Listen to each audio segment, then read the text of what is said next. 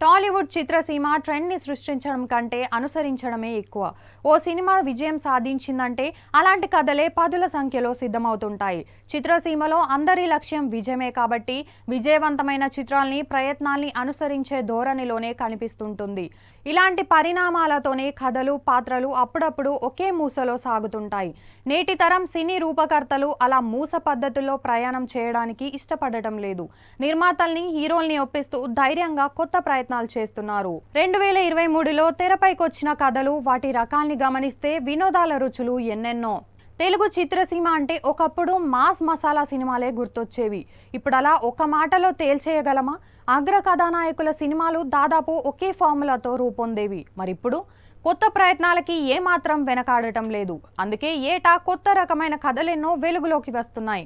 విజయాలతో సంబంధం లేకుండా తాము నమ్మిన కథలతో ప్రయాణం చేస్తున్నారు కథానాయకులు, దర్శక నిర్మాతలు. ఫలితంగా ప్రేక్షకులకు భిన్న రకాల సినిమాల్ని ఆస్వాదించే వీలు కలుగుతోంది. పీరియాడిక్ కథలు, థ్రిల్లర్లు, మన మార్క్ మాస్ మసాలా, యాక్షన్ కథలు, ప్రేమ కథలు, కుటుంబ కథలు, రొమాంటిక్, కామెడీ కథలు, హారర్ చిత్రాలు, నాయిక ప్రధానమైన చిత్రాలు, చరిత్ర, జీవిత కథలు, ఇలా ఎన్నెన్నో. విజయాల సంగతి పక్కన పెడితే అసలు మనం స్పృశించని కథలంటూ లేవేమో అనేలా ఈ ఏడాది చిత్రాలు ప్రేక్షకుల ముందుకొచ్చాయి. ఈ ఏడాది వీరసింహారెడ్డి, వాల్తేరు వీరయ్య సినిమాలు నిరూపించాయి. పక్కా మన మార్క్ మాస్ కథలతో ఆ సినిమాలు రూపొందాయి. వందల కోట్ల రూపాయలు వసూలు సాధించాయి ఆ సినిమాలు. నాని, అల్లరి నరేష్, రామ్, వైష్ణవ్ తేజ్ తదితర యువ కథానాయకులు సైతం ఈ ఏడాది మాస్ అవతారాన్ని ప్రదర్శించారు.